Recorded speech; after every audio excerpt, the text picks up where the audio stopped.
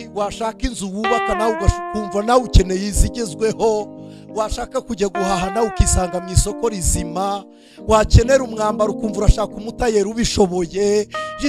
Ntabwo bisaba gutinda, ntabwo ni itariki ya nyuma ya 2024 ndagira ngo ugire ibintu usezerera ubibwire ngo nawe uri uwa nyuma kuri njye. 2025 imbaraga zisumba byose zizakuzaho, nizimara kukugeraho zigukingirize. Haleluya! Kubera iki zigukingirize? Hari ibishaka kukureba ugukingirije adashaka ko bikubona. Hari ibigukeneye Imana idashaka ko bikubona. Ijwi ry'umukanguzi.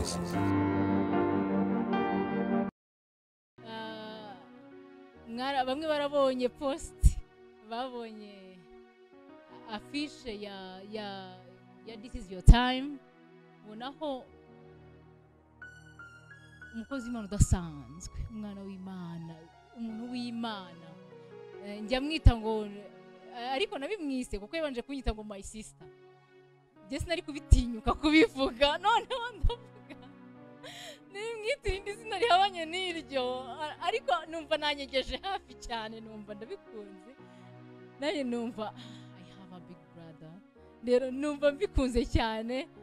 Reka mbere yuko mwakira nshima Imana yamuzanye igatuma mama wanjye duterana uyu munsi.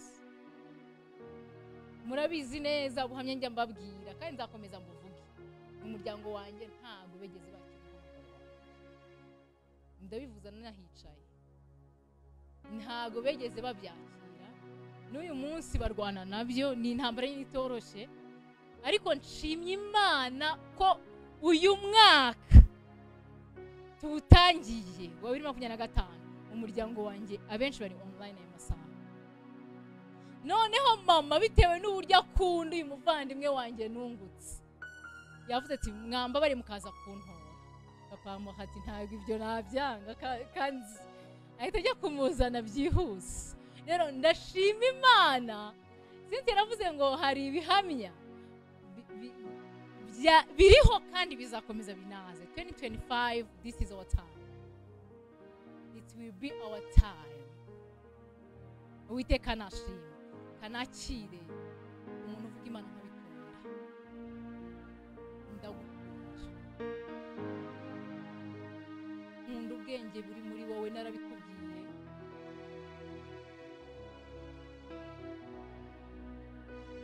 Reka nze kugira imirimo ya kamere, ariko Imana iguha umugisha kandi turakwakire cyane. Evangeliste missionnel Anisette niyo mugabo. Uwiteka aguha umugisha kubwo kubana natwe.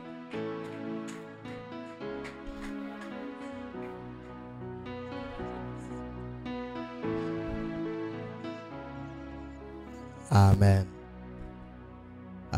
Reka n'abandi badukurikiye duhoberane, kandi mbahaye ikaze muri uyu mwanya nkuko namwe mumpaye ikaze. Shimiye Imana ndetse cyane kuboneka muri uyu mwanya. Imana ihabwe icyubahiro. Amen. Iyo tuvuga ngo dushimiye Imana, umutima wacu buvuze byinshi cyane.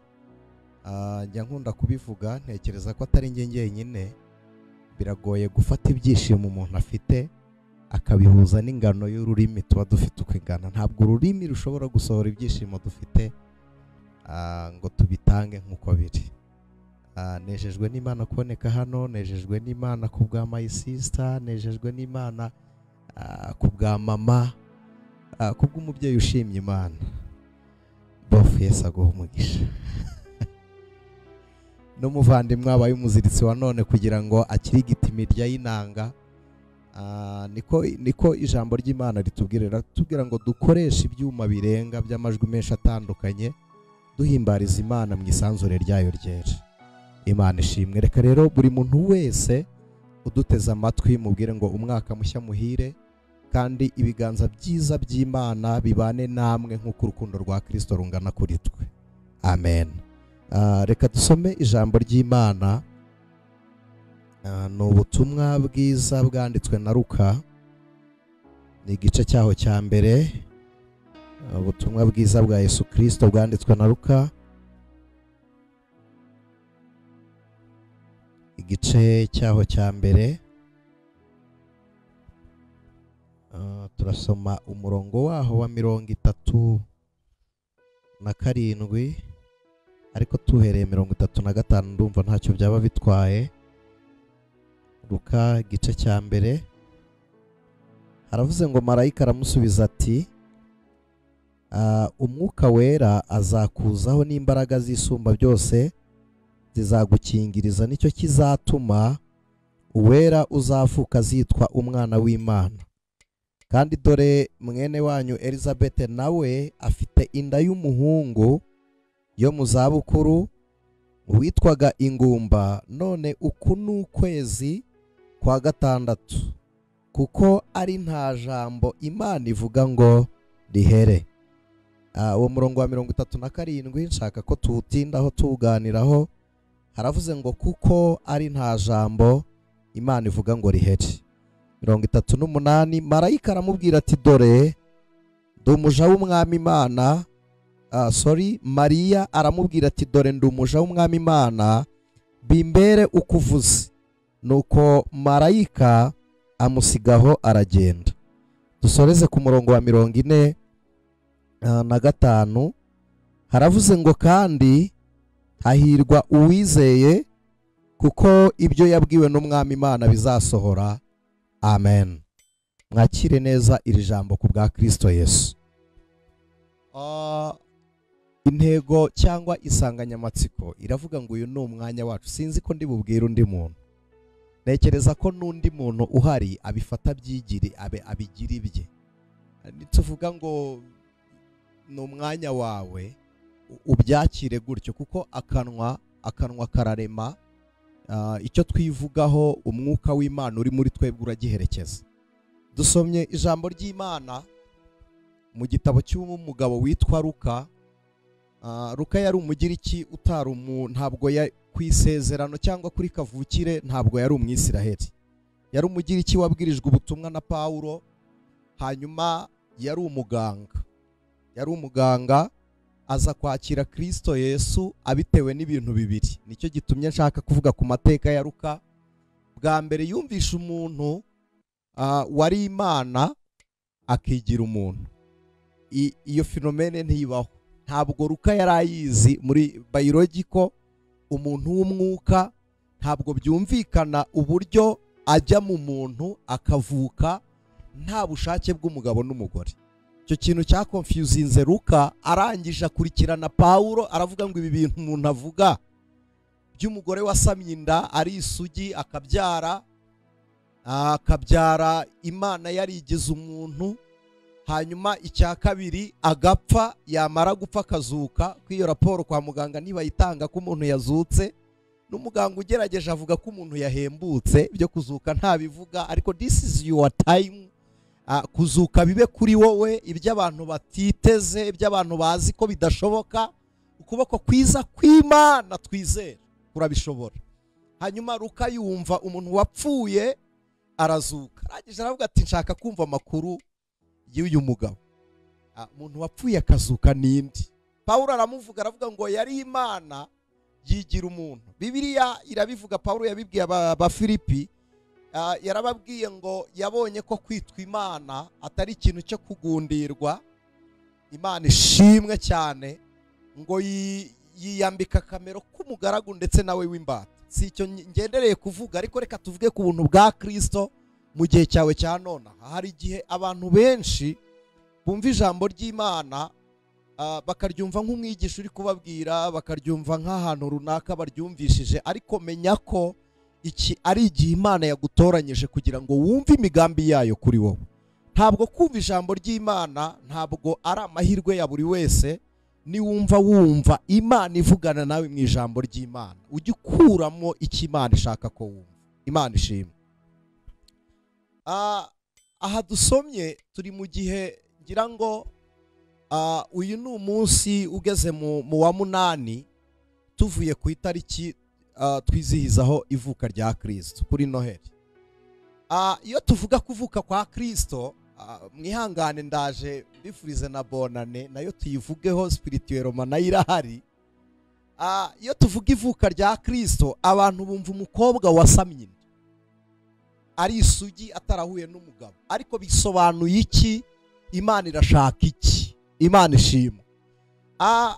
Nkiri kuri iri jambo ndumva nahanurira umuntu wese uri kutwumva nkakubwira ngo iki nicyo gihe cyawe, ariko uhure n'ibyo utigeze witega, kandi Imana ikore ibyo itigeze ikora n'ikindi gihe. Yesaya yarabihanuye abivuga abwirijwe n'umwuka w'Imana, aravuga ngo kugira ngo babirebe batangare, batavuga ngo bari babizi, aravuga ngo biremwe nonaha. Iyo tuvuga ngo biremwe nonaha abantu bagira ngo ni abantu bakodesha babonye amazu. Nibyo Imana irabirema, ariko Yesaya yaravuze iki? Avuga ngo biremwe nonaha ni igitangaza cyari kibaye cy'umwari wari ugiye gusama atararyamanye n'umugabo. Nibwo byari bibayeho. Yesaya yarabirebye aravuga ngo noneho kugira ngo babirebe batangare, babyitegereze, batazigera bavuga ngo hari n'ubundi twigeze kubibona. Nkunda Imana, hari uburyo igikora ibintu bitigeze bibaho no mu buzima bwacu, ikarema amashimwe tutigeze dutekereza. Ubu Imana ni igitangaza. Muri this is your time, Imana ishobora kurema ikintu mutigeze musenya. Imana ishobora gutuma havuga impundu mutigeze mutekereza, kuko mu migambi y'Imana harimo n'ibyo tutigeze tugambira. Twebwe iyo dusaba ibingana nuko dutekereza, ariko Imana iyo ikora ibingana n'ibyo ishoboye gukora. Watekereza ngo ni iki cyananira Imana? Ni iki Imana itashobora gukora? Yesaya aravuga ngo ndimo ndamwitegereza, nubwo atari ubu ariko ntabwo andi kure, ari hafi. Yarebaga Kristo Yesu. Nimusoma igitabo cy'Itangiriro, Imana yigeze yarakarira ubwoko umuntu uwo ari we wese, irakarira umuntu, iravuga ngo ibifite umubiri byose ngiye kubirimbura. Uwo ni wo munsi Imana yacanye umubano n'umuntu w'umubiri. Iravuga ngo simukeneye, sinkeneye umuntu, ndamurimbura. Murabizi yatanze umwuzure urimbura abantu, simpatinda. Sodomu na Gomora umuriro uragenda uratwika. Imana yanga umuntu, igambiriye kongera kurokora umuntu, imushyiramo umwuka kugira ngo ubuyobozi bw'Imana buboneke mu isi Imana yaremye. Ikajya yohereza umwuka agahanga ku bantu, umuntu agahangwaho n'umwuka, agahanura. Ibona ntibizarangira bityo, itoranya umuryango umwe wo kwa Gadi, niho ba Eliya bavuka. Ikuramwo abahanuzi bagenda bavuga iby'Imana ivuze. Hari igihe Imana yabayeho ikoresha umuryango umwe w'abahanuzi bava mu muryango umwe.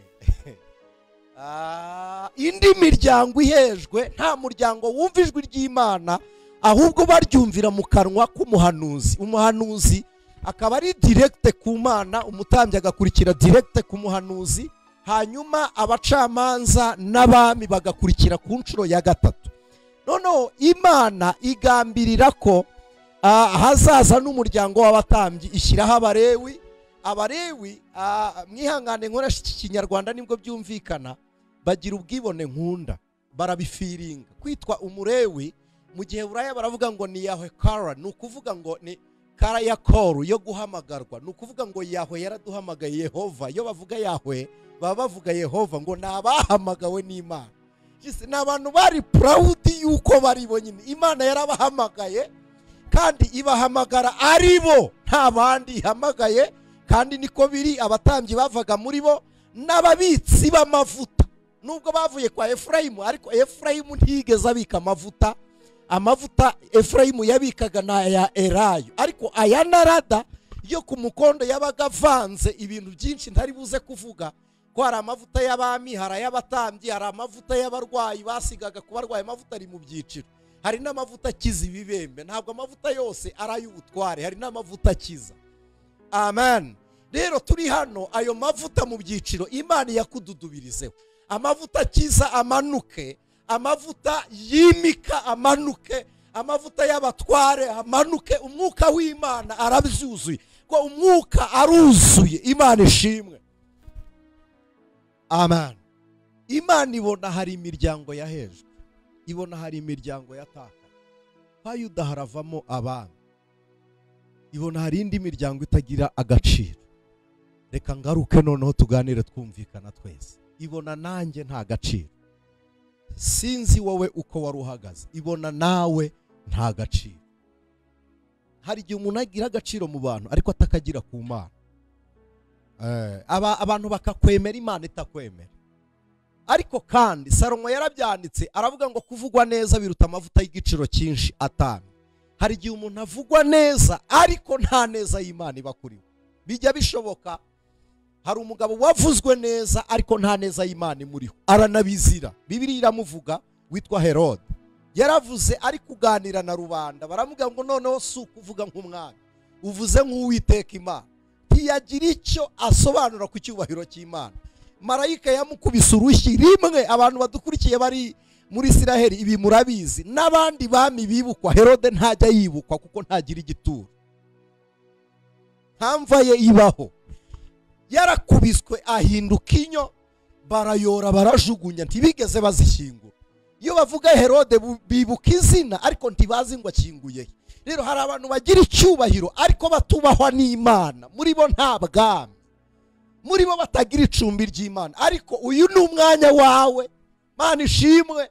Uyu mwaka ku itariki ya nyuma y'umwaka itazongera kugaruka, ni itariki ya nyuma ya 2024.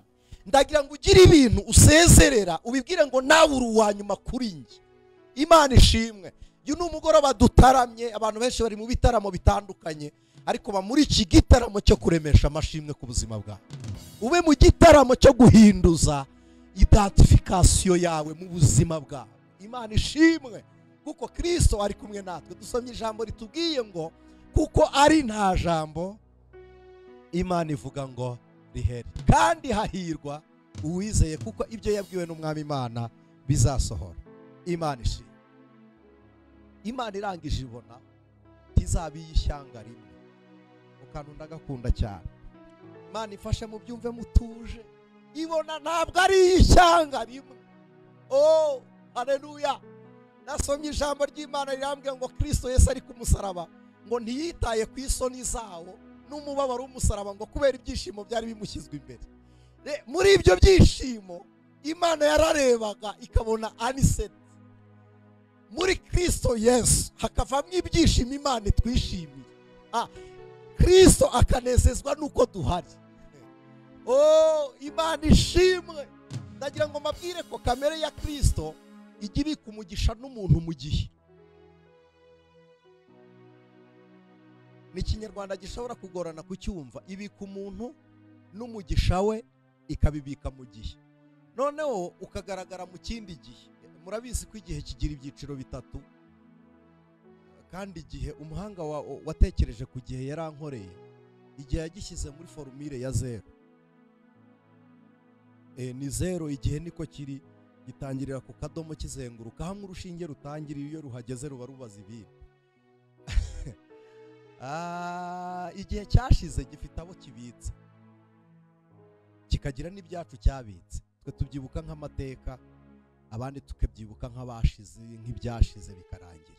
Hari n'igihe cya none kiriho, tukifashishamo ko igihe cya none gituma twegamira igihe cyashize tugakomezwa n'ibyo twanyuzemo, cyangwa tukanoroshywa n'ibyo twanyuzemo. Ariko noneho ikintu gitangaje, umuntu ubana na Kristo Yesu hirya mu gihe kizaza, ibi turi kubivuga ari itariki ya 31, ntabwo ziragera ngo zihinduke itariki ya mbere. Ni 31 z'ukwezi kwa 12 2024. Ariko ku itariki ya mbere Imana ifite ibintu yaremye, ibiremeye abayizera, ibiremeye abari muri yo.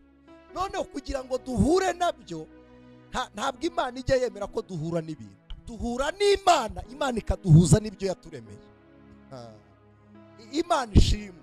Imana iratwikonekta. Twebwe iyo tumaze kuba connected nayo, Imana ijya yaduhuza n'ibyo yaturemeye. Niyo mpamvu tuvuga ngo uyu mugoroba Imana ibanze igufate nirangiza igupfumbatisha ibyo yakuremeye. Amen. Imana ikwakire, nimara kukwakira iguhe wakire. Haleluya. Imana iravuga ngo sinzaba Imana y'ubwoko bu, sinzaba Imana y'ishyanga rimwe. Ireba mu gihe hirya, ibona this is your time. Irayireba. ibi ntabwo ari inyama n'amaraso. Ntimuzigere mutekereza ko hari umuntu wakora igikorwa cy'umwuka nk'iki mu mubiri. Ntibikunda. N'imbaraga z'umubiri n'imbaraga z'umwuka zikorera mu mubiri kugira ngo zisohoze mu isi y'abagaragara. Imana irabigambirira. Kristo Yesu agambirira kutureshya, agambirira kuducungura mu rukundo rw'Imana. Kristo yiyemeza kwitanga kugira ngo ababare. Ibi mutagira ngo byabaye amaze kuvuka. Oya, ntabwo Yesu yitanze yaravutse, ahubwo yitanze ngo avuke. Ko yaje kuvuka azi ko agiye kubona. Hari ikinyarwanda kiba abantu bajyaga bavuga ngo avukiye ku ruhu. Kristo nawe yavukiye ku ruhu, mu ruhu ashaka, yarawuhisemo, yawisemo ataravuka. Abihitamo, aravuga ngo ndagenda njye gucungura umuntu.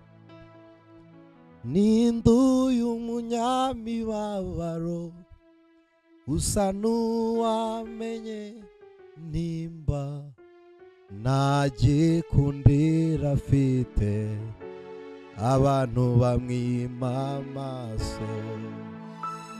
Niwe jambo wahozeho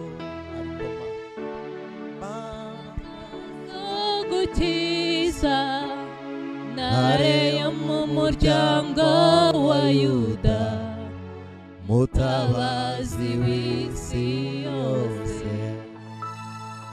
Icyo yagambiriye mu munsi wo guhorera w'inzigo, none umwaka wo gucungura abantu banjye uratashye. Umunsi wari uwo guhoreraho inzigo, Imana yawuhinduye uwo gucunguriraho abantu. Amen. Amen. Nasomye ijambo ry'Imana mu gitabo cy'umuhanuzi Yesaya, rirambwira ngo haguruka ugende ubwire abantu banjye ibyururutse umutima, umenyesha abantu ko ibyaha byabo babibabariwe. Icya kabiri, haleluya, ubwire abafite imvune mu mitima. Imvune mu mitima ni agahinda karenga kwitwa agahinda, kakitwa akababaro, kakarenga akababaro, kakitwa ishavu. Ishavu rikarenga bikaba intimba, hahandi umuntu abona ibimunezeza aho kugira ngo bimunezeze nabyo bikaba igikomere kuri we. Kristo Yesu aravuga ngo uwo ufite imvune mu mitima, mumubwire ko nje kumuvura, mumubwire ko nje kumukiza. Hari abantu bafite urubori rubaruma ku mutima. Nivuga ngo ni igisongo kibinjirira, hari igisongo cy'amateka, hari igisongo cya situwasiyo runaka. Yesu aravuga ngo mubabwire ngo ni umwaka w'imbabazi. Haleluya, ni umwaka w'imbabazi. Kandi si icyo gusa, mubwire n'imbohe. Mugende murebe imbohe, mubabwire ko mbabohoye. Abantu baboha mu buryo bwinshi butandukanye. Nasomye ijambo mu gitabo cy'umucamanza riransetsa, rirantangaza, rintera no kubabara. Samusoni afatwa, abayuda bagiye kumufata, abafilisitiya batinye kugera aho ari, batanaza aho ari. Bamugeze imbere arababwira ngo nimumbwire ko mutari bunyice. Baravuga ngo hoya, turakora ibi bikurikira. Baravuga ngo turagufata, icyo ni icya mbere. Icya kabiri tukubohe, ngo icya gatatu tukudadire.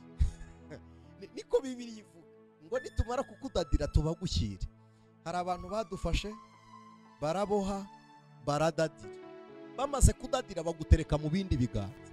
Ariko Kristo aravuze ngo ni umwaka wo kubohora, ni umwaka wo kubwira imbohe ko zibohora. Hari igihe umuntu akuboha ntumenye ko waboshywe, ukabaho mu buzima butakira ibyo wagenewe, ukajya ugira ibintu mu bitekerezo gusa, ariko kugira ngo utere intambwe ishyika ku by'Imana yasezeranye nawe bikakugora. Umuntu akagira imishinga gusa, ukayibika mu mpapuro, tukazirigisitira muri mashini, amaproje tukayabika. wowe ibitekerezo byawe ntibabifate, ariko kugira ngo ugere ku mugisha wawe reka da. Uyu ni umwaka wo kubwira abantu baboshye ko babohowe. Amen. Ni umwaka wo kubwira abantu baboshye ko babohowe. Nihute ngere ku ijambo dusomye. Yesu agambirira kuza. Nicyo nashakaga kubabwira kuri iyi tariki. Yesu agiye kuza aravuga ngo nzabana n'abafite umubiri gute. Imana yari yaravuze ngo umwuka wanjye ntazahora ruhanya n'abantu bafite umubiri. Kristo arangije abona umwari w'umuziranenge, abona Mariya wegera Imana, aravuga ngo nzavukira muri Mariya. Kuvuka kwa Kristo, papasi ya Yesu ntabwo ari ukuvuka. Kuvuka kwe no kuba muri Mariya ni umwuka kujya mu mubiri. Birasobanuye ngo Imana y'umwuka yongeye kwiyunga n'ibifite umubiri. Gusama inda kwa Mariya nicyo bisobanura. Yari kuvukira ahandi, Imana ikadukirisha abacunguzi nk'uko ba Samusoni bavutse, Imana ikadukirisha ba Dawidi, Imana ikadukirisha ba Yohana bagiye baza mu bitangaza. Imana yavuze icyo bagiye gukora, byari gushoboka. Ariko noneho aza bitandukanye n'abandi. Ndumva nuzuye umwuka wo kukubwira ngo Kristo aze bitandukanye nuko abandi baje. Hari abantu baje tubona kugira neza kw'Imana, ariko Kristo aze bitandukanye nuko abandi baje, akugereho bitandukanye nuko abandi baje. Imana ishimwe. Aza bitandukanye. Mariya asama inda y'umwuka.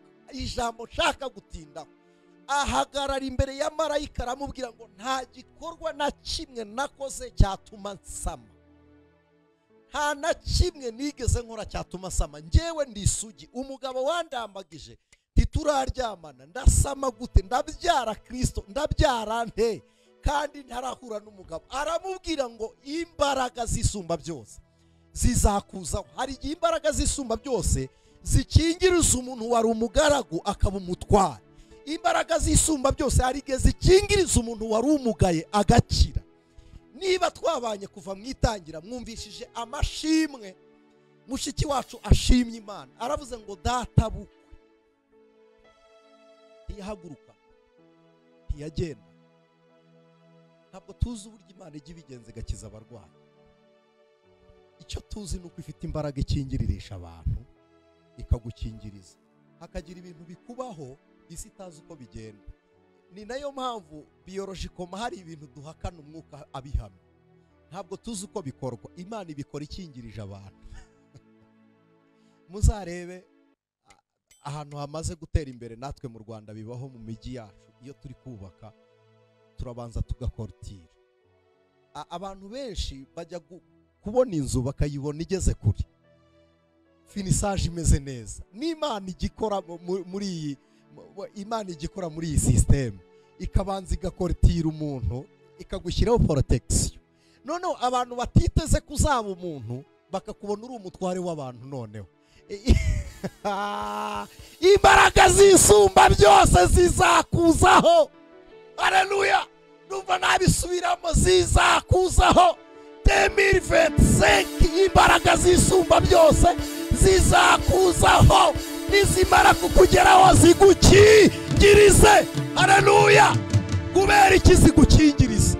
Hari ibishaka kukureba ugukingirije adashaka ko bikubona. Hari ibigukeneye Imana idashaka ko bikubona. Nakunze umunyashuramukazi, baramubwiye ngo umukunzi wawe ameze nkana. Aramubwira ngo nk'umutapwa mu biti byo mu ishyamba, nka karungu mu mahwa, niko umukunzi wanjye ameze mu bana. Aramubaza ngo Salomo abaza umunyashuramukazi, aramubaza ngo umukunzi wawe afite amaboko ameze ate? Aravuga ngo amaboko ye ameze nk'inyegamo z'amahema y'Ikedari. Hari abantu batazi inyegamo. Reka tuyikompare na rido. Ni umwenda ushobora, reka mbyita umwenda, ikintu runaka gishobora gutandukanya abantu b'inyuma n'ab'imbere. Kuvuga ngo ukuboko kwe ni nk'inyegamo, biravuze ngo ukuboko kwe kuradukingiriza. Mu yandi magambo, impamvu Imana idushyiriraho inyegamo, hari operasiyo Imana ibirimo kandi ari iy'ibanga, idashaka ko hari abantu bayimenya. ikabanza igashyiraho inyegamo yayo.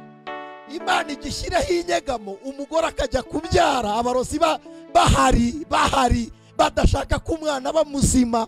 Imana ishyiraho inyegamo, abanyamagambo bahagurutse, intambara n'amacumu acanye byose babiteguye, n'ibikoresho by'intambara bihari. Imana igashyiraho inyegamo, noneho ababisha bacu bakaducungira inyuma y'ubwihisho bw'Imana.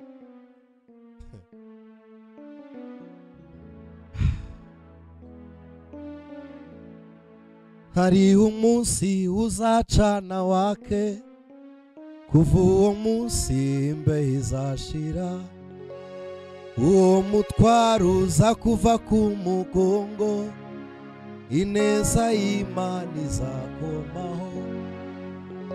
Bose babireba Imana mu mugisha yaririmbye neza. Hari igihe umuntu acana umuriro ukaka, kugira ngo umuriro wake abantu bacaniye mu mbeho, murabizi, ufata ikibiriti ugakingiriza umuyaga, ugakingiriza. Imana ikingiriza umuriro wawe watse. Imana ikingirize umuriro wawe 2024 ucane wake. Amen.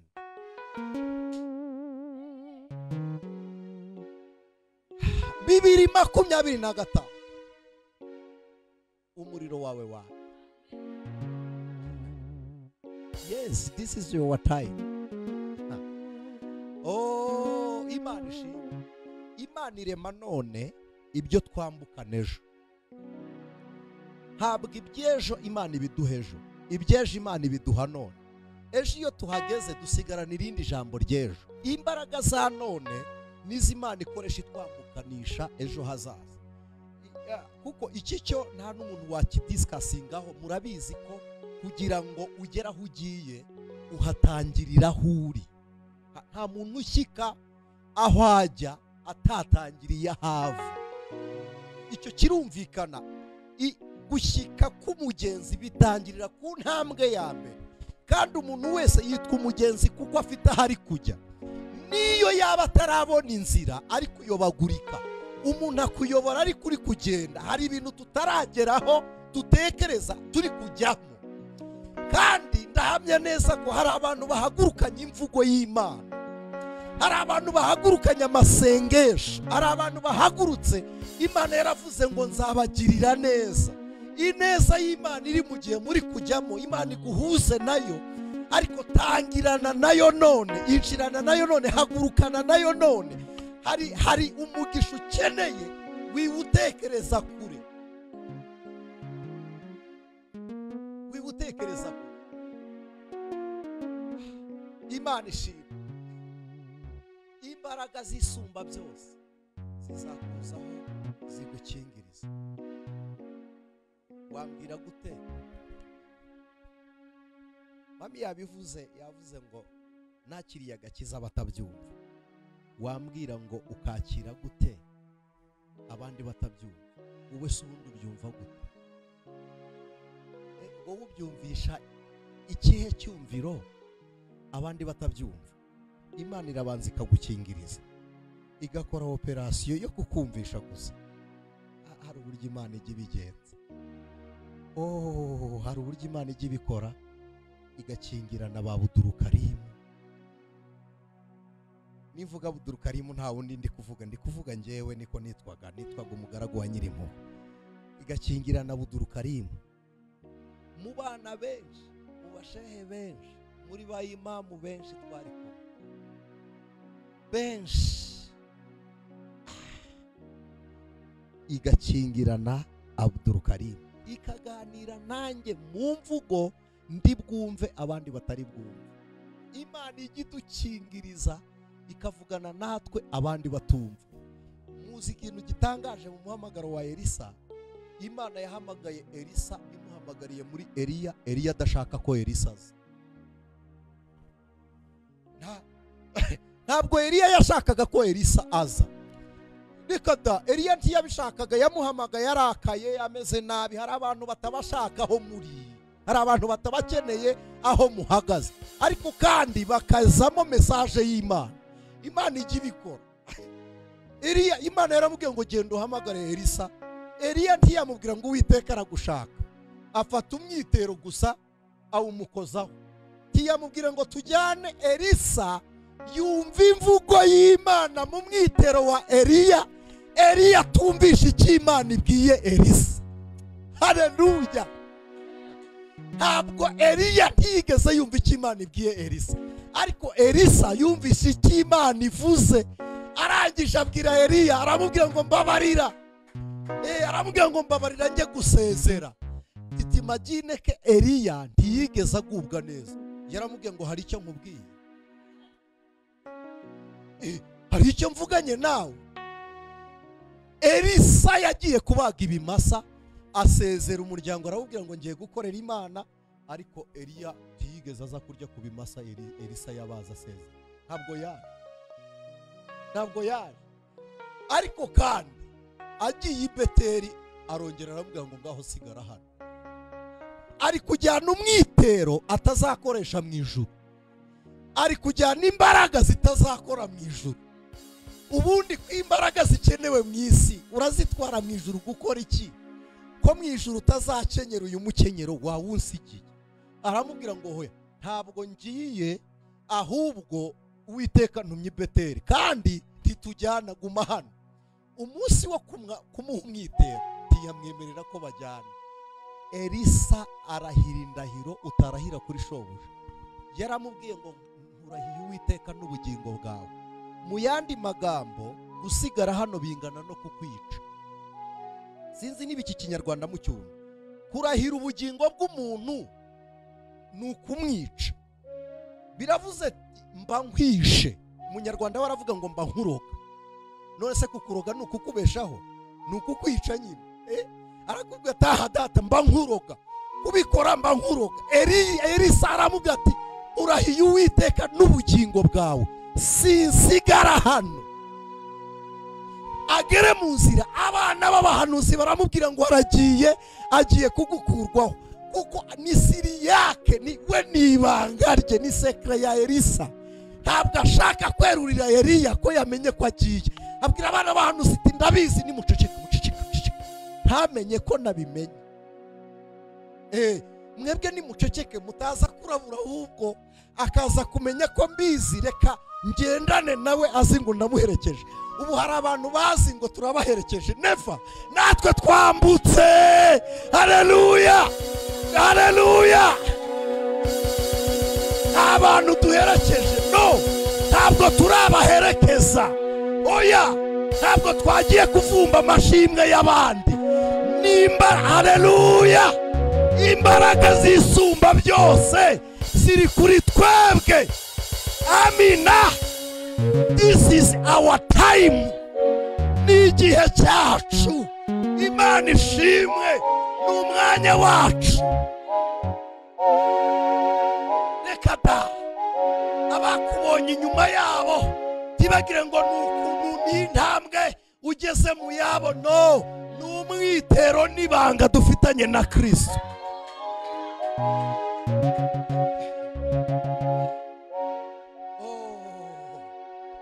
Abana b'abahanuzi babimubwira inshuro ya kabiri, aravuga ati ndabinginze turize. Imvugo yiwe ni ihame, tegereza umunsi n'isaha. Ubwo ari data wabivuze bizoshika. N'umugaba w'umunyakuri, ibihamya birahari. Iyo yokoroya nawe ushobora kugara. Reka mbabwire muri bimwe muziho, sinabona icyo yavuze agihera. Ibyo bintera gutegereza nkomeye, ko nibyo ntarabona nzabibona.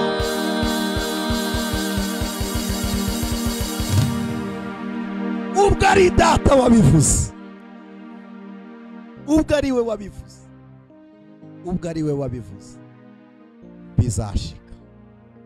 Elisa aravuga ati uwampamagaye hari imbaraga yangeneye, arazinyimira iki, aramukurikira. Uyu mwaka wa 2025 Imana iguhe kwiyemeza, iguhe gukomata, iguhe kurwana, iguhe kurwanira icyo warazwe, iguhe kurwanira icyo warazwe. Ntabwo nzi umuntu turi kuvugana, ariko kugira ngo unyagwe hari abantu barwanye, barwanira kukunyaga. Kugira ngo nawe unyage, rwana, rwana. Ndumva ibi biri kuzanwa n'umwuka w'Imana. Umugabo witwa Caleb yarazwe n'Uwiteka, Imana iramubwira ngo nguhaye gakondo, ivugira mu kanwa k'umugaragu wayo Mose. Umwami Joshua amaze kwima ingoma, umucamanza Joshua yimye ari umwami, ari umutware, aramunyaga, aramwirengagiza. Iyo tubigisha tubivuga mu kinyabupfura ngo aramwibagirwa. Never. Nta muntu ujya wibagirwa umuntu batabaranye ku rugamba, ntibishoboka, ntabwo bikunda. Imana ishimwe. Munyumve bene data, nta muntu wakibagirwa umuntu babanye ku rugamba, ntibishoboka, ntabwo bishoboka. Yaramwirengagije. Mu kinyabupfura turavuga ngo aramwibagirwa, ariko ubwo ari kumwirengagiza biri gutera uburushyi Caleb. Caleb ararushye, ari mu buretwa. Joshua araganje, nta kibazo afite, arangije aramwibagirwa. Caleb yitekerezaho rimwe, kabiri, gatatu, yitekerezaho kane ndetse inshuro nyinshi. Kwitekerezaho ntibyari bihagije, yafashe icyemezo. Amen. Yafashe icyemezo. Uyu mwaka wa 2025 uwinjirane mu icyemezo, uwinjirane mu icyemezo. Intambwe yawe mu ntego, wigenda nk'umuherekeza, no, genda nk'umuntu ufite aho uri kujya. Caleb afata icyemezo, arabyuka, aravuga ngo ngiye kwa Joshua. Niba atanyibuka ndamwisobanurira, ndamwiyibutsa. Hari ibintu bisa n'ibyakwirengagije, ongera wigaragaza imbere yabyo. Hari amasezerano ameze nk'aho atari ayawe, hari ibisubizo bikunyuraho nk'aho atari ibyawe. Anga igaragambye, ongera oya, teza akavuyo mu bubiko bwabyo. Imana ishimwe. Komata, turi abarwanyi, niko ijambo ry'Imana rivuga. Niba ijambo ry'Imana ritubwira ngo mwambare intwaro zose z'Imana, nizo gukora iki? Ni ukurwana. Caleb amugeze imbere, aramubwira ngo nitwa Caleb. Aramubwira ngo njye nawe dusangiye ibigo. Uzi ko hari igihe umuntu akwibagirwa akagira ngo Imana niwe yaciriyeho agakato ko kugirirwa neza. Caleb yaraje aza imbere ya Joshua, aramubwira ngo njye nawe dusangiye amateka. Imana yawe niyo yanjye. Aravuga ngo wibuke turi Kiriyataruba, twari Kadeshi Baruneyi. Aramubwira ngo turi Kadeshi. Imana yavugiye mu mugaragu wayo Mose, ivuga ko igihugu nakandagiyemo ikimpaye, none maze kabiri ndari w'abandi, maze kabiri nta gakondo nabonye. Ngeze hafi kugira ngo dusoze nsenga. Aravuga ngo nta gakondo nabonye, njye nawe duherukana afite 40. Ngarutse ngize 85. Maze kuba mukuru, ndashaje, mfite abana nzaraga. Aramubwira ngo ariko ntugire impungenge, Imana yavuze kuri gakondo yanjye. Ntabwo Caleb ari we wasabye kurwana, no. Joshua yaramurebye, aravuga ngo uyu muntu uje gusaba gakondo agiye kunaniza. Aravuga ngo ntayihari mu gihugu, keretse aho tutimuye, keretse aho tutimuye. Gakondo isigaye ituyemo Abanaki.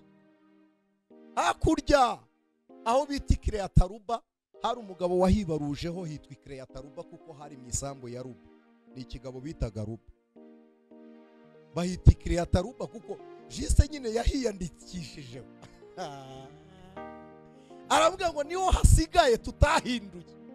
Kareba aramubwira ngo mwami, nyodaringa njyewe njye ku rugamba nta kibazo, uko natabaraga mbere n'ubu niko ngitabara. Aramubwira ngo imbaraga nari mfite cyagiye, n'uyu munsi nizo ngifite. Reka mumurize umuntu wari uzi ngo yaracogoye. No, wowe ubwawe ntabwo si ugucogora keretse utizera, kuko umwami twizera imbaraga yakoreshaga cyagiye ntabwo zirananirwa n'uyu munsi. Nizo mbaraga, imbaraga Imana yarereshaga imfubyi zigakura nizo mbaraga ifite. Imbaraga Imana yarereshaga abapfakazi nizigira. Imbaraga yakoresherezaga abadafite shinge na rugero nizifite. Haleluya! Umuntu yacogora, ariko iyo twizera, iyo dukorera, iyo turaye imbere, iyo turi kuvugira, iyo twizera Imana yaduhamagara, ntabwo yigeze icogora. Amen. Ntabwo yigeze icogora. Imana ntiyigeze ihinduka. Uyu niwo mwanya wawe, ni igihe cyawe. Amen. Imana ntiyigeze inanirwa. Imana ishimwe. Muririmbyi yaravuze ngo ntigisaza ngo yitwaza akabanga. Imana ntipfa, ntabwo itorwa ngo ishyirweho n'amatora ngo manda irangire, niko Gerardine yaririmbye. Imana ntirahinduka. Komera, komera, komera. Iyo wizera niyo, haleluya, ibonerwa muri Kristo Yesu. Niyo Mana yawe. Iki nicyo gihe cyawe, iki nicyo gihe cyawe, iki nicyo gihe cyawe. Ni igihe cyo kugira ngo wakire umugisha warazwe, ni igihe cyo kugira ngo ufate ibiri mu masezerano, ni igihe cyo kugira ngo ubikuze ibiri mu gihe, ni igihe cyo kugira ngo wambukane n'Imana, ni igihe cyo kugira ngo ugendere ku mbaraga zisumba byose. Iki nicyo gihe cyawe. This is your time.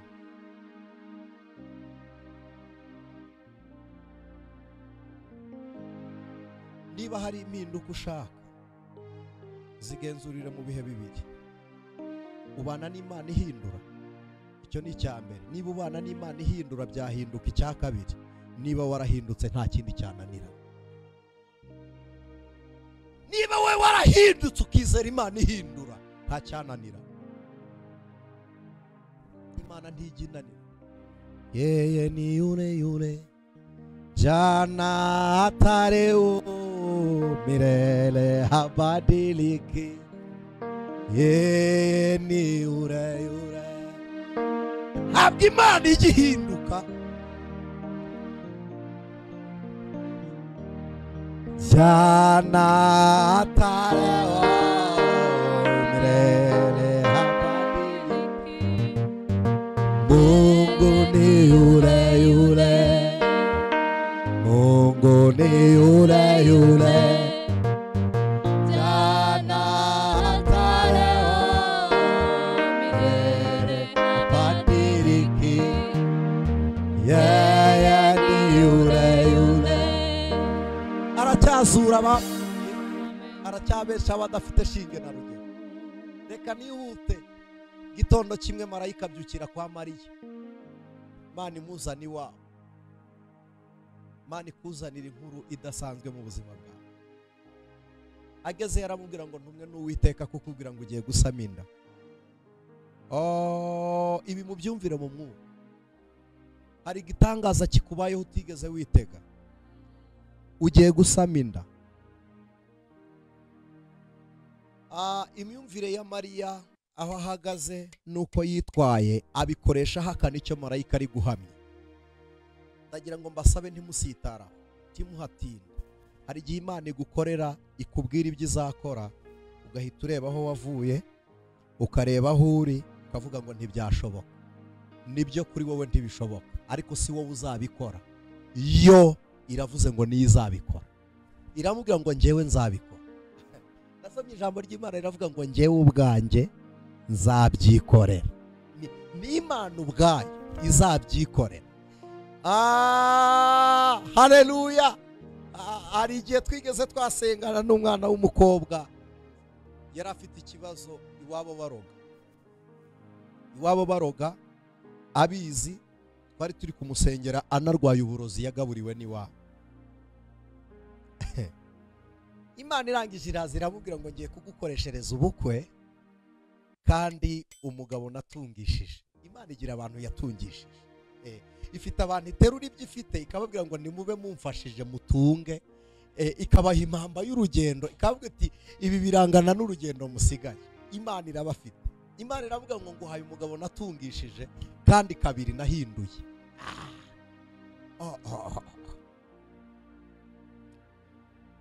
Turapfukama turi gusenga, Imana irabimubwira. Umukobwa araturika ararira, aravuga ngo Mana uranshinyaguriye. Aravuga ngo kuba uriyo ndabyumvishe uriyo, ariko uranshinyaguriye ibi ntiwabimpa.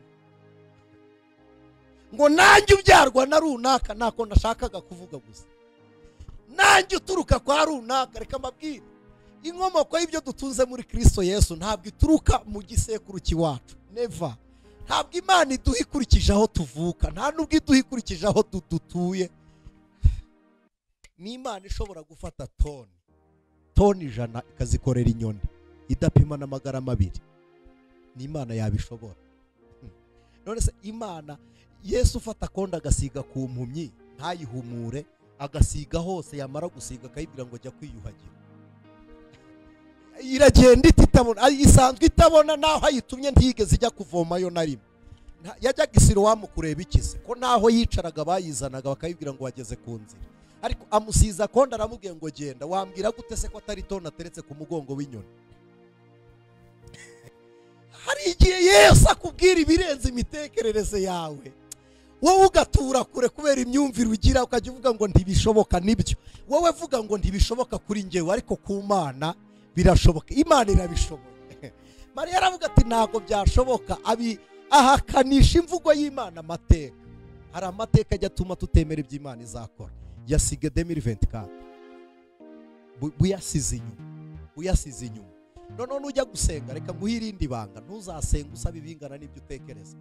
Nyuma y'ibyo usaba wowe ukeneye, ujye ubwira Imana ngo imigambi yawe irakomeje kuri njye, uzasohoza ibingana n'ibyo ushoboye gukora. Ariko twarambura ibiganza n'abantu bari online, turambura ibiganza gusa, vuga ngo Imana ishobora byose. Amen. Mariya arangije aravuga ngo byagenda bite? Ubu Mariya ari kuburana, so muri kunyumva, ubu Mariya ari kuburana, already Elizabeth we yasamye inda. Ako kantu nashatse kukavugaho. Mariya uri kuvuga ngo ntibyashoboka, kwa Elizabeth byarashobotse. Mariya uri kuvuga ngo ntibikunda, kwa Elizabeth byarakunze kera. Reka rero mbwira umuntu neza amatwi, namwe turi kumwe hano live, reka mbabwire ngo ibyo uzi bitashoboka si wowe Imana ibyigiyeho, hari ahandi yabikoze birashoboka. Mariya uri kuvuga ngo ntibikunda, kera Elizabeth afite amezi 6 aratwita. Amen. Aho uzi wowe utagera, kera hari abantu Imana yicajeyo. Ibyo uzi utabona, hari abantu bari gushima ko babirimo. Ahantu uzi utagera, hari abantu bahageze kera. Hari imirimo Imana yakoze kera. Haleluya. Nasomye ijambo rirambwira ngo ubwo tugoswe n'igicucu cy'abahamya bangana baryo, twegere noneho tudatinya, twikureho ibizaha bibasha kutwizingiraho, ariko kandi twigire kuri abo ngabo. Mariya ari kuvuga ngo ntibishoboka, Elizabeth atwite. Wowe uravuga ngo ntiwakira, Imana yarakijije n'iseti kanseri, ushingiye kuki? Ntiwakira, nanjye narakize. Nanjye narakize. Wowe kera Elizabeth yawe yaratwize, we afite inda ariko mana nyagasani ngo mama wawe ntiyaza, na mama wawe yicaye hano nawe yaje, Elizabeth yarasamye. Reka mvugane na Mariya mubwire ngo ibihamya byo gukora kw'Imana biriho birahari. Reka tuvugane na Mariya wari ufite gushidikanya, reka mubwire ngo n'Imana ibivuze. Iki ni cyo gihe cyawe, iyi ni your time, uyu ni umwanya wawe, iki ni igihe cy'impinduka kuri wowe. Wishidikanya. Elizabeth byaramushyikiye ngo ntiwabyara. Hana nawe ari mama Samweli ngo nta nzira zihari, ifarashi n'uwihetse yarabiroshye mu nyanja, ngo inama zirahagurutse, intare zarabuze amenyo akanja Daniyeli, ngo baracana Saduraka, Meshake na Abedenego, ntago bahiye. Si wowe Imana yigiyeho, ntabwo ari wowe yigiyeho. Ngo wahombye byose, na Yobu yarongeye agatunga, akagira abeza kuruta aba mbere.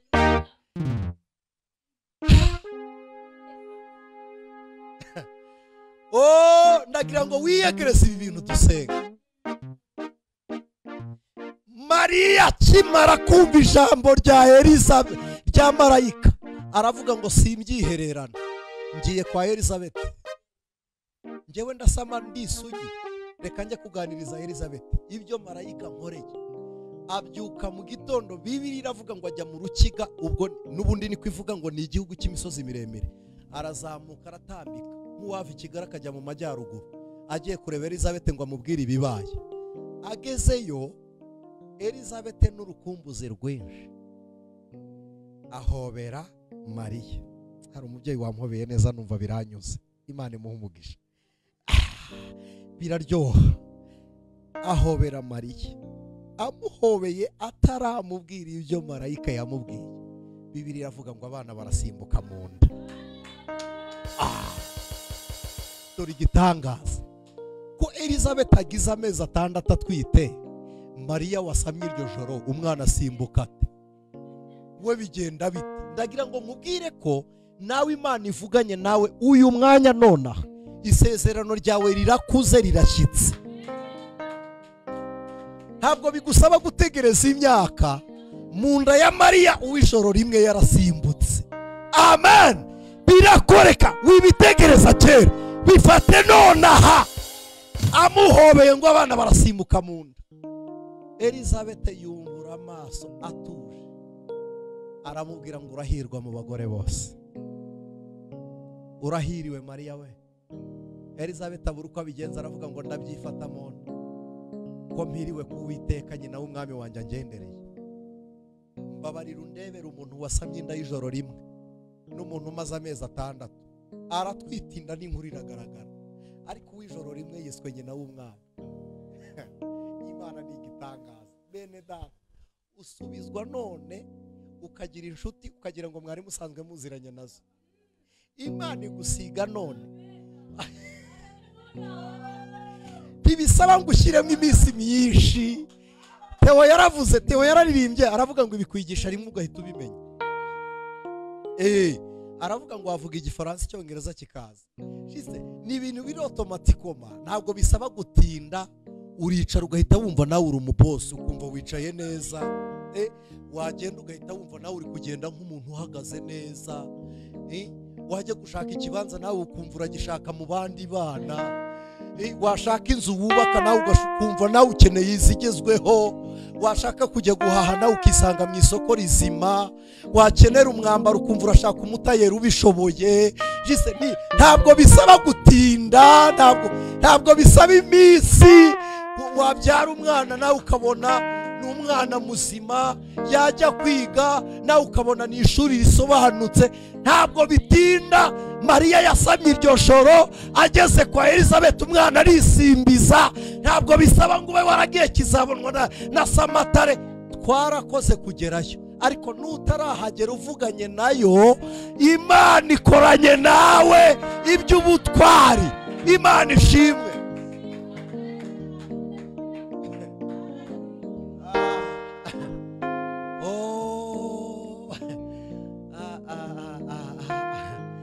uru rugendo rwa mu butayu ruzarangira, igihe cyo gutungwa n'amanu kizarangira, zinjira muri Kanani yanjye maze nduhuke, nzogera ku cyo yavuze, nzogera naho yambwiye, kuko Imana atari umuntu wibeshye. Iyo ivuze biraba, yategeka bigakomera, nifite ijambo rya nyuma kuri njye. Ndagira ngo ubanze utekereze ku cyo Imana yavuze, utekereze no ku kivuganye nawe uyu mwanya. Hagaze hano imbere yanyu, numvise ijwi ry'Uwiteka rimbwira ngo Imana ikoze abantu ku maso. Iki mucyumve, hari umuntu wari warabuze umugisha we, kandi umugisha we uhari. Imana igukoze ku maso kugira ngo urebe ibigukwiriye Imana yakuremeye. Nonaha uku tuvugana ndimo ndabona abantu benshi bandi imbere bameze nk'abavunitse amaboko, batabashije guterura, ntacyo bafata ngo bakimarane umwanya, amaboko yanyu amera nk'amugaye. Ndimo mbona marayika w'Imana asubiza ingingo mu mwanya wazo, kugira ngo ndumva ijwi ry'Uwiteka rimbwiye ngo Imana ikomeje amaboko yanyu. This is your time.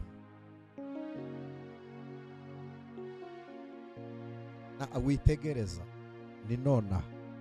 This moment, natejo, ntagarejo. Uyu mwanya now.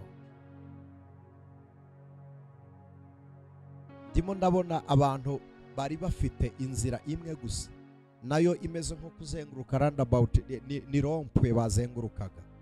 Ndimo numva Imana ivuganye nanjye ngo nimabwire ngo Imana ishyizeho icyerekezo.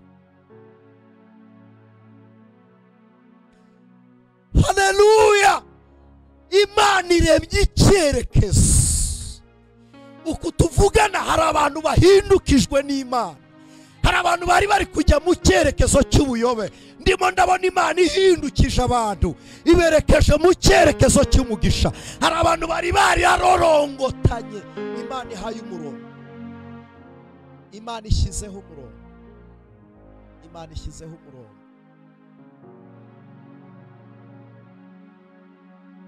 Imana ishyizeho umurongo. Ndimo ndabona ikibaya cyuzuyemo ingingo zitandukanye. Ndimo ndabona ikibaya kirimo amagufwa y'imigongo, amagufwa y'ibirenge. Ndimo ndumva Imana imbwira ngo ihinduriye abantu ingingo. Hari abantu bagiye kuba bazima, Imana igiye kurepara abantu. Hari abantu Imana igiye gusana bundi bushya, iri kubikora nk'umureparateri. Ndimo ndabona Imana igenda icomeka ingingo. Ndimo ndumva imbaraga z'ibitangaza zimanuka. Ndimo ndumva Imana ikora ku bantu. Hari abantu batumvaga Imana izibuye amatwi bagiye kumva. Hari abantu bagendaga nk'ibitambambuga Imana ishingishije intambwe bagiye kugenda.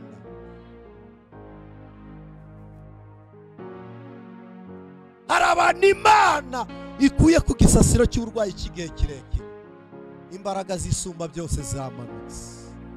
Imbaraga zisumba byose zamanutse. Imbaraga zisumba byose zamanutse. Na Mariya wasamye iri joro, n'umuntu twumvishije nonaha, n'umuntu uje nonaha, n'umuntu ukijijwe vuba, n'umuntu wizeye none. Isezerano ryawe ringanye n'andi masezerano asanzwe mu bantu. Imana ni imwe, itabara ni imwe, isubiza ni imwe. Elizabeth aravuga ngo ndahiriwe. Dusorezaho, ndahiriwe. Aravuga ngo ndahiriwe. Dushije abandi guhirwa kuko ngenderewe. Sinzi niba wabyatura ukavuga ngo nanjye ndahiriwe. Mwaka wa 2025 vuga ko nawe uri umunyamahirwe. Vuga ko nawe Uwiteka gutungishije. Vuga ko nawe Imana igushoboje. Vuga ko nawe Imana igukomeje. Vuga ko nawe Imana igukoresheje. Vuga ko nawe ukoreye Imana. Vuga ko nawe uhindutse umutware. Vuga ko nawe uhindutse umutsinzi. Imana ishimwe, Imana ishimwe. Elizabeth aravuga ngo ndahiriwe. Nawe urahiriwe. Nawe urahiriwe. Nawe urahiriwe. Nawe urahiriwe. Nawe urahiriwe. Nawe urahiriwe. Ibi bivugiwe hano. Ibi bivugiwe hano kuri This Is Your Time. Hari ibiterane binini Imana izategurira kugira ngo ijenjagure imitima y'abantu batemera. Imana ibitegure ikoreremo ibitangaza. Imana ikoreremo ibitangaza. Ndi kubibona byagutse binini. Ndi kubireba binini. Ndi kubireba binini. Ndumva iri jwi ntabwo ndamenya igisobanuro cyaryo, ariko ndumva okay, Imana ishimwe. Ndumva Imana imbwiye ngo iguhaye inyanja nini kugira ngo urobe amafi abeho. Ntabwo nzi ko muri bunyumve muri iki Kinyarwanda nuko mbyumvishije. Amafi agiye kubaho atari mu mazi, nuko ndi kubyumva.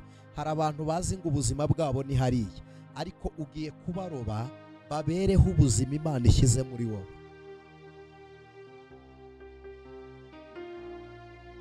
Hari abantu bagiye kubaho mu buryo bw'ibitangaza biturutse mu maboko y'Imana mu buzima bwawe.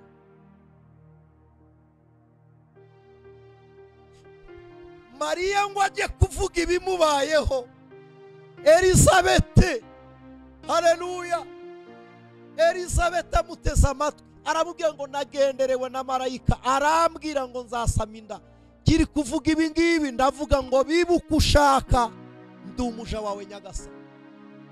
Buri muntu wese uri hano uduteze amatwi, buri muntu wese turi kumwe wicaye uri kumvira ijambo ry'Imana, nawe ugiriwe amahirwe yo kuryumva iki gihe cyaratambutse, vuga ngo bibuke ushaka mwa. Ubuzima bwawe bwakira impinduka zo mu bushake bw'Imana. Gukiza kw'Imana bibuke ishaka. Imana ikorere mu buzima bwawe nk'uko ishaka, ikugenderere nk'uko ishaka. Mariya aravuga ngo ndi umuja wawe, simpaka n'ibyo uvuze, nakiriye kugira neza kwawe. Elizabeth ngo amwumve, aramubwira ngo hahirwa uwizeye. Ibyo yabwiwe n'Umwami Imana bizasohora. Aramubwira ngo kandi ibi birabaye kuko ari nta jambo Imana ivuga. Kuko ari nta jambo Imana ivuga ngo rihere. Kuko ari nta jambo Imana ivuga ngo rihere. Niba ngibi bivuze bukeye bisohora.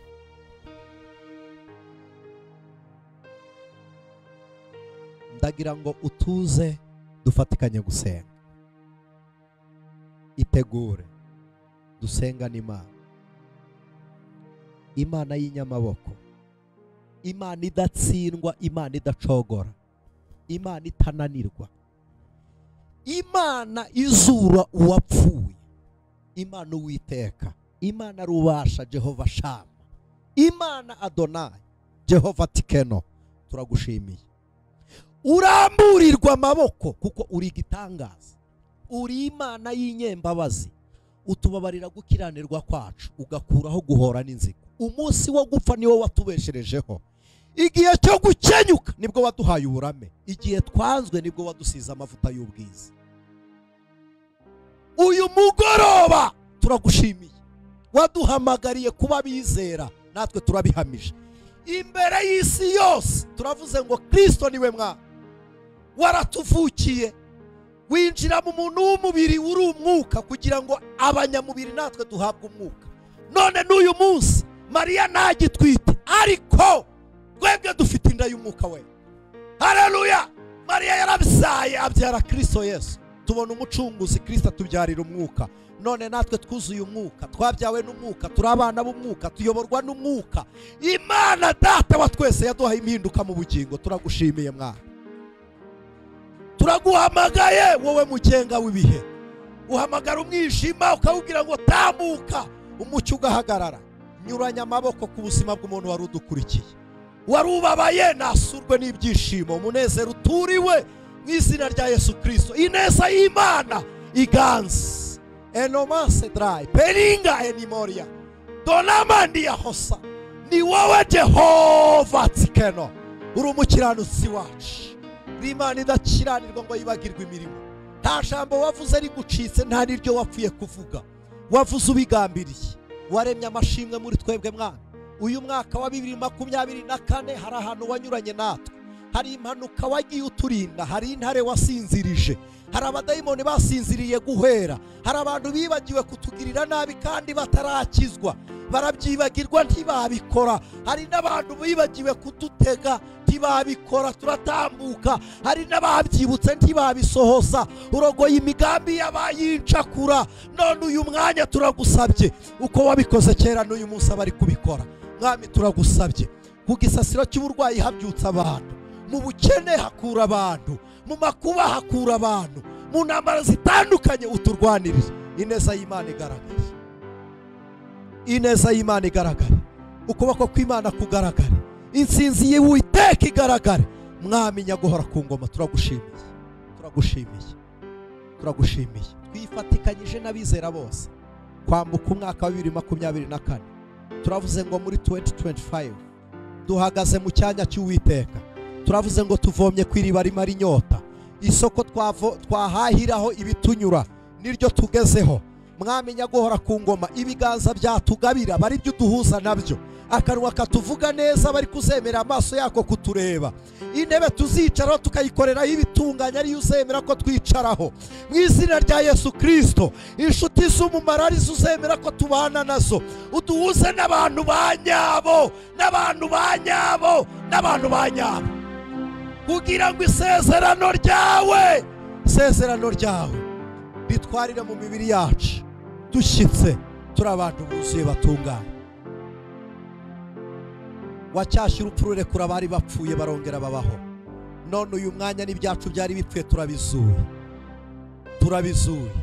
Igihe kigira ibyacyo, none natwe turagitegetse. Dutegetse igihe cy'amarira guhinduka umunezero, dutegetse igihe cy'amakuba ko gicya, igihe cy'ijoro n'igihinduka amanywa.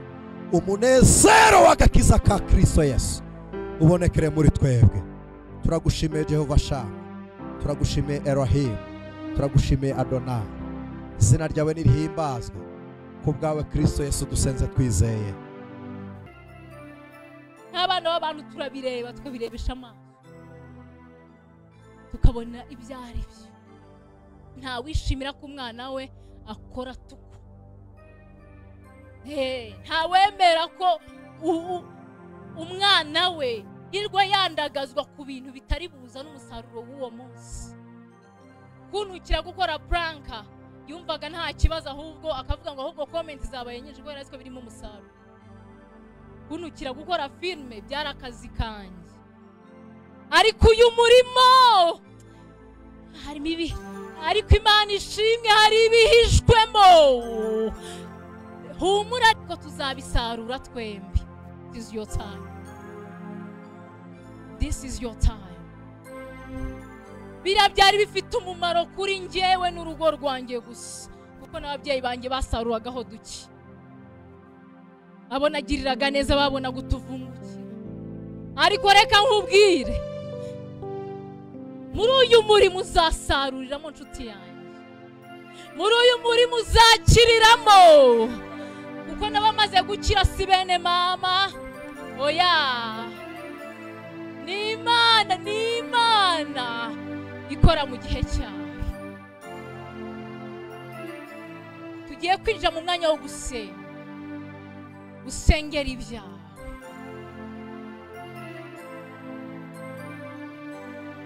Uwiteka nashimwe, ubundi ntagiye kure ngiye kwakira evangelist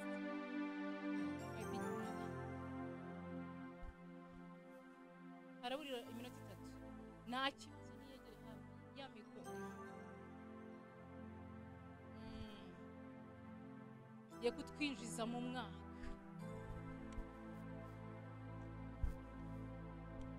ye kudufasha kwinjira mu mwaka n'umugisha twagize uyu mugisha uvomeho uyu mugisha usaruremo reka nkubwire this is your time reka kuwa gatanu tuzaterana mu gitondo isa 12 nk'ibisanzwe ntago azaba hari iki gihe rero ahari ufatirane n'umugisha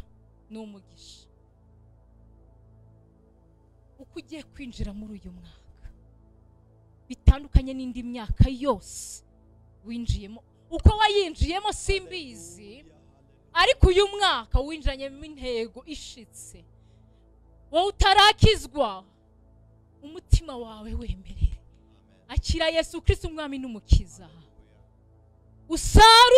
usarurane n'abizera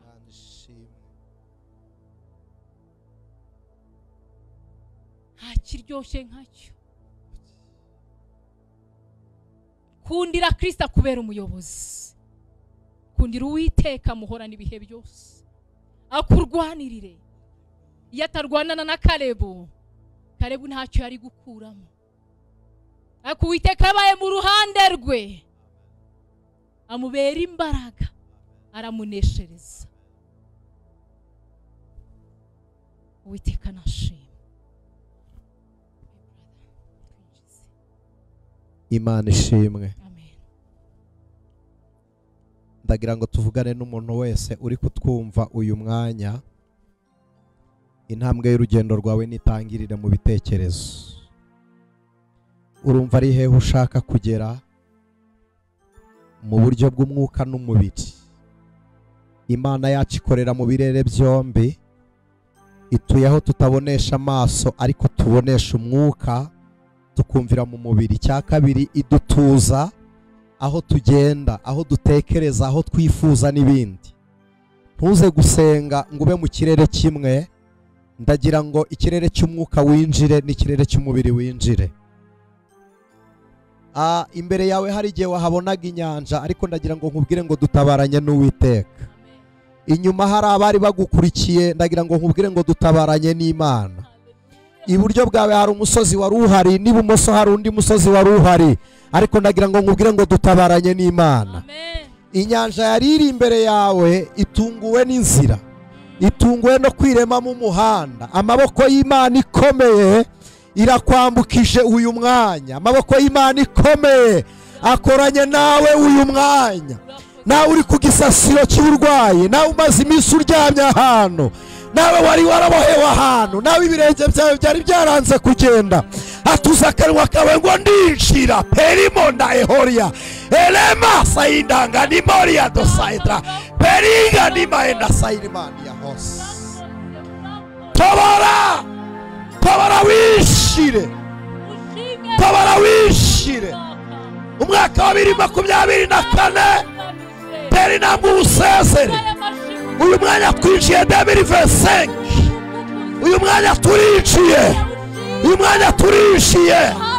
Uyu mwanya turinjiye. Uyu mwanya turinjiye. Dusize imibabaro twababaye, dusize amarira twarize, dusize induru twavugirijwe, twinjiye mu mwaka w'amashimwe. This is your time. This is your time. Igihe cyawe cyo gukira, igihe cyawe cyo kwishima, igihe cyawe cyo gutsinda intambara, igihe cyo gutura ku gasozi k'umunezero. Igihe cyo guhekwa n'Imana ni iki? Imana ikwambukije amaso yawe atari yariteze. Icyo utatekereje n'icyo Imana igukoreye. Ibirenge byawe bikuwe mu mataba, nawe hagarara ku gasozi kera k'umugisha. Ibiganza byawe bikuwe mu ibihombo, nawe kora byemere. Umutima wawe Imana irawugendereye, iwuhinduye amasoko y'umunezero. Amaso yawe abaye isoko y'umunezero, amarira y'umubabaro Imana yahinduye umunezero, Imana iguhinduriye ibitwenge mu izina rya Yesu Kristo. Fungura ibyawe, fungura ibyawe, kora akajeste gafungura uyu mwaka wagezemo. Tangira ureme mu izina rya Yesu. Uyu mwaka ufate nk'ikibanza, hanyuma amagambo uvuga abe fondasiyo mu izina rya Yesu Kristo. Rema ubwenge ku bana bawe muri uyu mwaka, rema umugisha mu rugo rwawe, rema mariage ku buzima bwawe, rema iterambere mu izina rya Yesu Kristo. Uyu mwaka ubaye nk'ikibanza, amagambo uvuze abaye fondasiyo.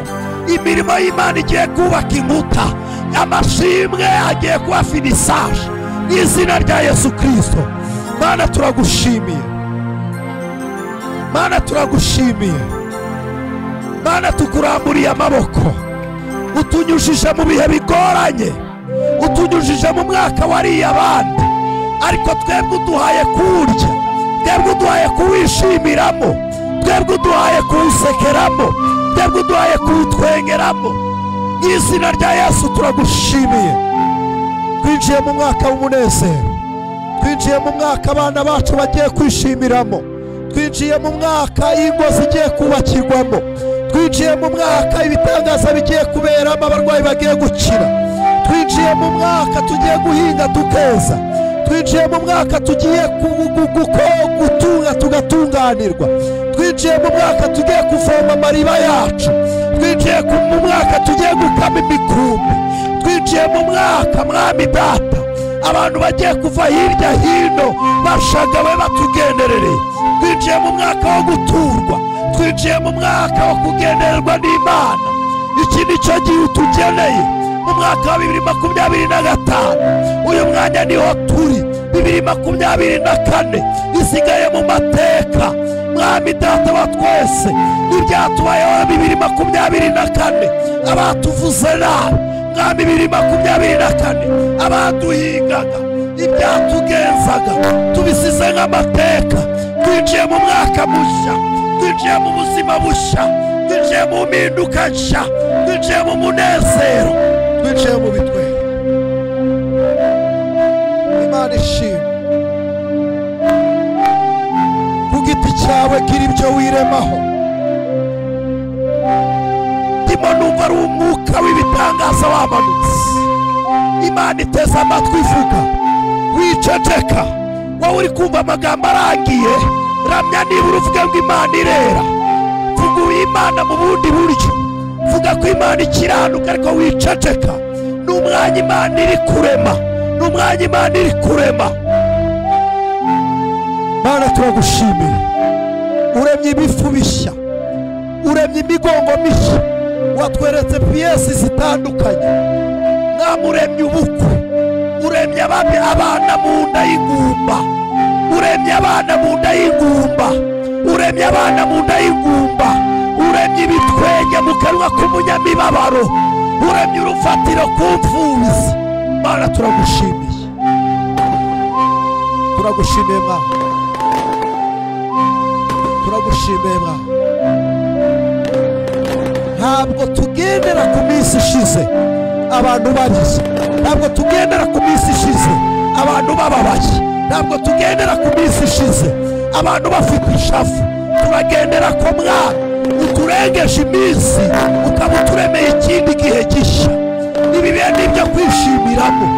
Wavuganye n'umusozi, hari imisozi yajyaga iduhagarara imbere, hari imisozi yari yaradukuye imitima, ariko nk'uko wabigenjeje kwa Zerubabeli, ntabwo wigeze umwuriza umusozi, ahubwo waganiriye n'umusozi. Urangije uravuga ngo wiyita iki? Hari ibintu bitagiraga izina byari biri imbere yacu, biduhagaritse umutima, tutari twarasobanukiwe, tutari tuzi ngo byitwa wiki. Mwami, hari ibintu Mwami utigeze wita izina, hari ibintu utigeze uhamagara, hari ibintu tutazi uko byiyita, hari n'abantu tutazi uko biyita. Vugana n'uyu musozi wimurwe, turawimuye, turawimuye. Dani Mutabazi yarabiririmbye, aravuga ngo wimura imisozi itarumenye. Uyu mwanya imisozi nitengukira imbere yawe Mwana, izina ry'Uwiteka nirihimbazwe. Uyu ni umwaka w'ubuhanuzi bushya mu gihugu cyacu, ni umwaka w'iterambere mu gihugu cyacu, ni umwaka w'umunezero ku itorero. Enimaro sanda enimariya ngosa iriba, ni umwaka w'umwero enoditako sanda bae forima, ni umwaka w'ibitwenge. Ndumva ijwi rimbwira ngo nindangurure cyane, mbabwira ngo umwaka w'umwero abantu bagiye gutunda imiba, ibigega bigiye gusendera. Ni Morisa Edolance, ni umwaka w'umwero. Abantu barumbirije impande n'impande, abantu barashoye bararumbya, barashatse bararumbya, baracuruje bararumbya, barahinze bararumbya. Ariko uyu ni umwaka w'umwero, ni umwaka wo kuyora, ni umwaka wo gusarura, ni umwaka urubyaro rugwiriye, ni umwaka intsinzi ibaye nyinshi, ni umwaka w'intsinzi.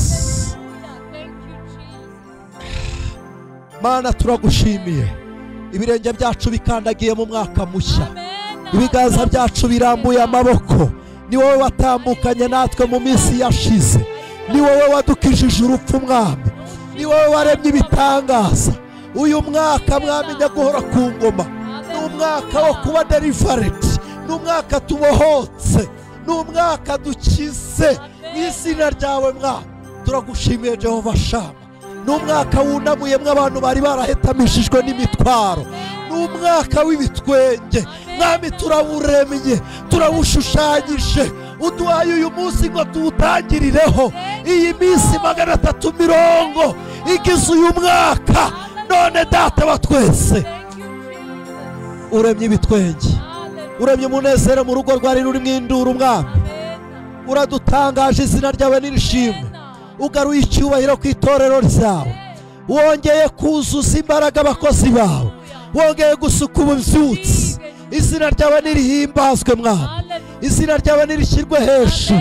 Ni umwaka wanze ko abantu bashira bakenyuka, ni umwaka utanzemo kurama, ni umwaka mwami nyagora ku ngoma, ni umwaka utanzemo kurama, ni umwaka utanzemo kurama. Izina rya Yesu, ni umwaka ukozemo imirimo n'ibitangaza, ni umwaka igihugu cyacu kibonyemo ishema riruta ibindi, ni umwaka uzamuye ibendera ry'u Rwanda mu bihugu rutari ruzwimwo, ni umwaka utumenyekanishije, ni umwaka ufasha umunyarwanda ukamuhindura umutware, ukamugira umutsinzi, ni umwaka uburinzi bwawe bubaye kuri twebwe, ni umwaka mwami nyaguhora ku ngoma ababisha bacu badushatsemo bakatubura, ni umwaka ababi kuri twebwe batwibagiwemo, ni umwaka uteye abagome guhuga, barahuze, ni umwaka utumye bahuga.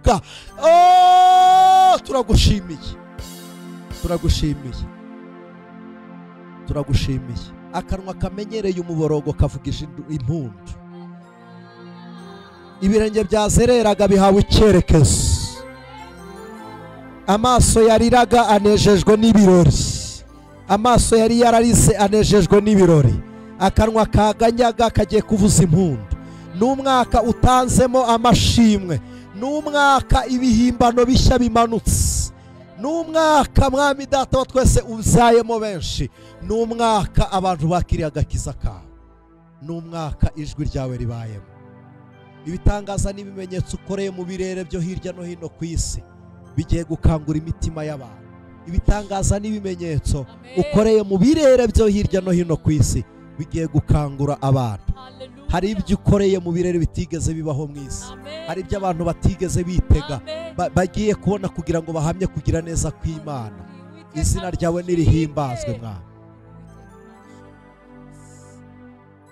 Ni umwaka isi igiye gukomwa mu nkokora kubwo kubura abatware benshi, ariko ni umwaka Imana izigamyemo abantu bayubaha, ni umwaka Imana ishingiye igiti. izina ryawe nirihimbazwe Mwami. Turagushimiye Jehova Shamu, rambura ibiganza byawe wakira igeno ry'Imana. Mana, twakiriye umugisha ukwiriye abera, twakiriye umugisha ukwiriye ibi biganza, twakiriye Mwami Data wa twese imbuto, twakiriye ubutware, twakiriye isoko nshya, twakiriye inkoni nshya, twakiriye Mwami ubutunzi bushya, twakiriye gusigwa, twakiriye gukomezwa. Ibi biganza byacu birateze Mwami kugira ngo intsinzi y'Uwiteka ibonerwe hano mu izina ryawe Kristo Yesu. Hari abantu wageneye umugisha wo guhabwa, natwe turakiriye ngo dutange. Ni igihe utunyujijemo, haleluya, ni igihe utunyujijemo ibyo ushyiriye abandi.